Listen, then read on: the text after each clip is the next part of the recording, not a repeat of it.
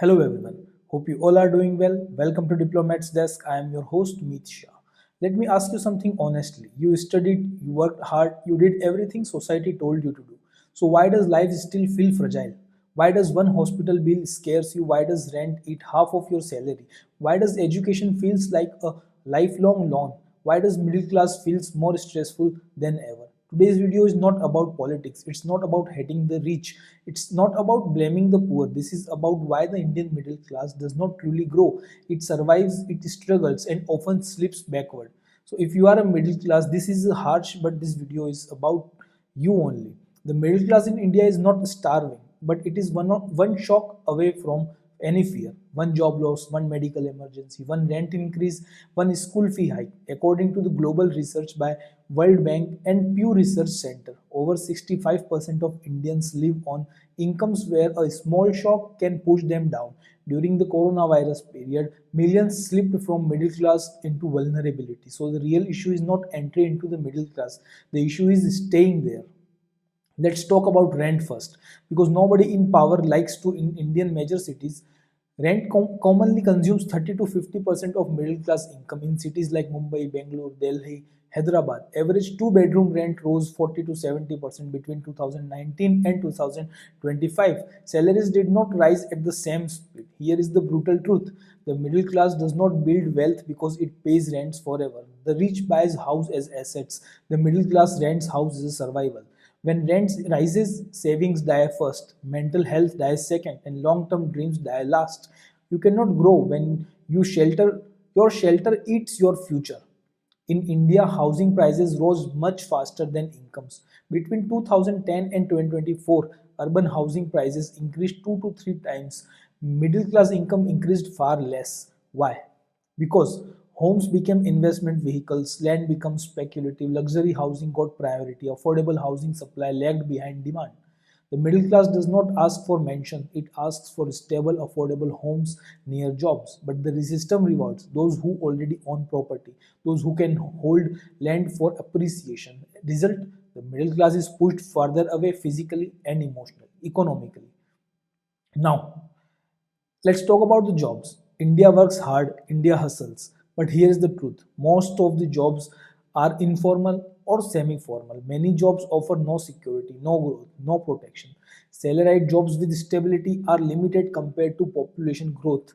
Government labor surveys shows employment numbers improving. Yes, but quality matters more than quantity. A job that pays just enough, has no stability, cannot survive inflation, does not build a middle class. It builds permanent anxiety. Let's talk numbers. Between 2014 and 2024, urban living costs rose much faster than median salaries. Education, healthcare, rent, transport all outpaced wage growth. Middle class reality, salary rises by just 5 to 8% per year. Living cost rises by 8 to 12% per year. The difference compounds silently. This is how people feel poorer even when they are earning more.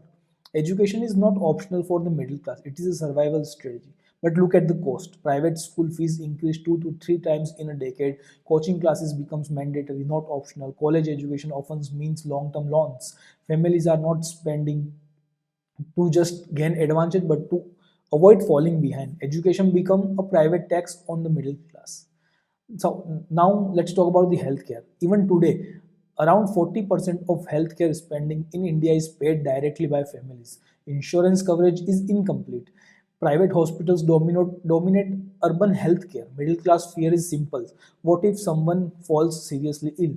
That fear alone prevents risk taking investments and mobility.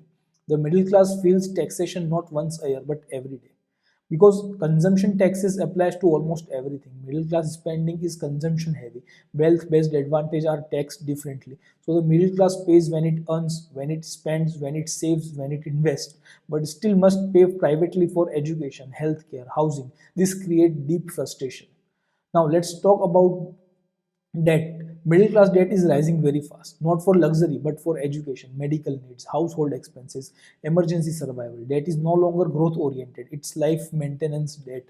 That is dangerous.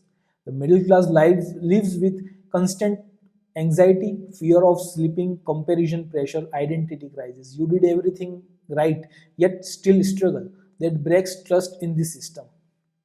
When wealth concentrates, asset price rises, influence grows, rules favor those who already own it. No conspiracy, just power dynamics. The middle class does not lose because the rich are evil. It loses because system responds more to capital than to effort. So why does the middle class does not grow in India? Because growth without security creates number, not stability. Because rent, housing, education, healthcare, and jobs are misaligned with incomes. Because one shock can erase years of progress.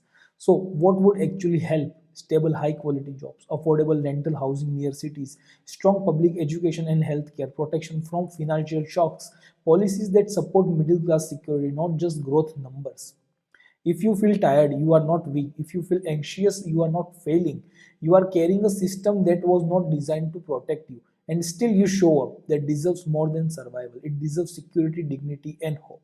If you like this video, hit like, share, and subscribe. Thanks for watching. See you in the next one.